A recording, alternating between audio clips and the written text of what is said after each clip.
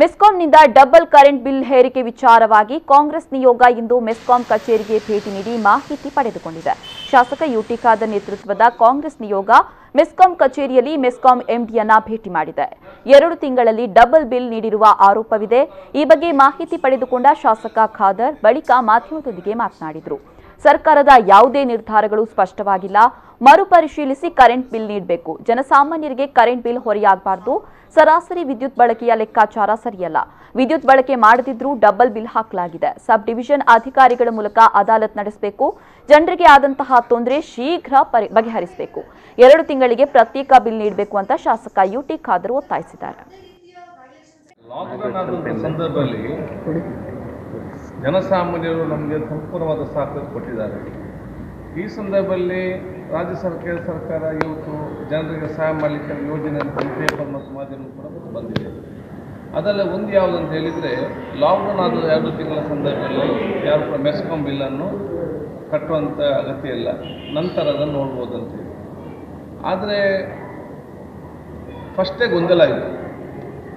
ಇವತ್ತು ಸರ್ಕಾರ ಮಾಧ್ಯಮದ ಮುಖಾಂತರ ಇವತ್ತು ಹೇಳಿಕೊಟ್ಟರು ಕೂಡ ನಮ್ಮ ವಿದ್ಯುತ್ ಶಕ್ತಿ ಇಲಾಖೆಯ ಒಪ್ಪಿರಲಿಲ್ಲ. ನಮಗೆ ಯಾವುದು ಆದೇಶ ಬರಲಿಲ್ಲ, ನಾವು ಕಲೆಕ್ಟ್ ಮಾಡಲೇಬೇಕಾಗ್ತದೆ ಅಂತೇಳಿ ಮುಂದೆ ಬಂದಾಗ ಮತ್ತೆ ಜನ ಮತ್ತು ನಮ್ಮ ಪ್ರತಿಪಕ್ಷ ಮುಖಂಡರಾದಂತಹ ಸಿದ್ದರಾಮಯ್ಯ ಅವರು, ಡಿ ಕೆ ಶಿವಕುಮಾರ್ ಅವರು ಎಲ್ಲ ಮುಖಂಡರು ಮಾತಾಡಿದ ಕಾರಣ, ಸರ್ಕಾರಕ್ಕೆ ಒತ್ತಾಯ ಮಾಡಿದ ಕಾರಣ ಮತ್ತೆ ಅಲ್ಲಿಂದ ಆದೇಶ ಬಂತು. ಇವತ್ತು 2 ಆದ ನಂತರ ಬಿಲ್ ಜನಸಾಮಾನ್ಯರಿಗೆ ವಿದ್ಯುತ್ ಶಕ್ತಿಯ ಬಿಲ್ ಬರೋ ಸಂದರ್ಭ ನಿಮಗೆ ಇವತ್ತು ಗೊತ್ತಿದೆ.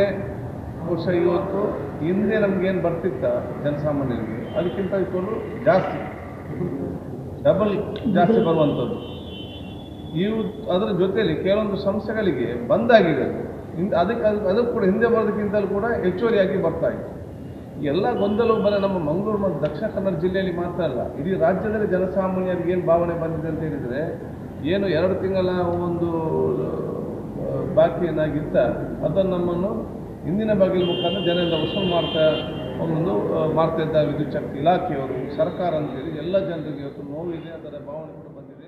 ಮೇ ತಿಂಗಳಿನಲ್ಲಿ ನಮ್ಮ ಮೀಟರ್ ರೀಡರ್ಸು ಮನೆ ಮನೆಗೆ ಹೋಗಿ ಮೀಟರ್ ರೀಡಿಂಗ್ ಮಾಡಿ ಬಿಲ್ಲನ್ನು ಕೊಡ್ತಾ ಇದ್ದಾರೆ ಗ್ರಾಹಕರಿಗೆ. ಸೊ ಆದ್ದರಿಂದ ಅವರು ಏಪ್ರಿಲ್ ತಿಂಗಳಲ್ಲಿ ಮತ್ತು ಮೇ ತಿಂಗಳದ್ದು ರೀಡಿಂಗ್ ಸೇರಿಸಿ 2 ತಿಂಗಳದ್ದು ಬಿಲ್ಲನ್ನು ಒಂದು ಬಾರಿಗೆ ಕೊಡ್ತಾ ಇದ್ದಾರೆ.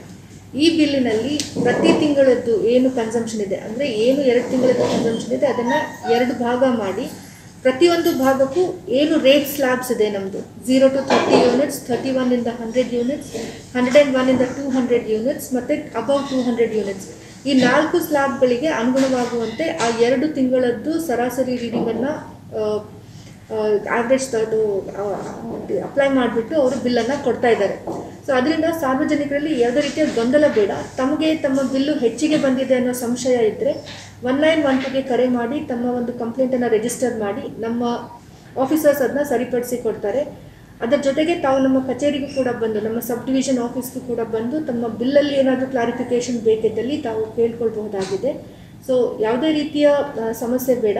ಅದರ ಜೊತೆಗೆ ಸರ್ಕಾರ ಏನು ನಿರ್ದೇಶನ ಕೊಟ್ಟಿದೆ ಅದರಂತೆ ಜೂನ್ 30ರವರೆಗೆ ಬಿಲ್ ಪಾವತಿ ಮಾಡಲು ಸಮಯಾವಕಾಶ ಇದೆ.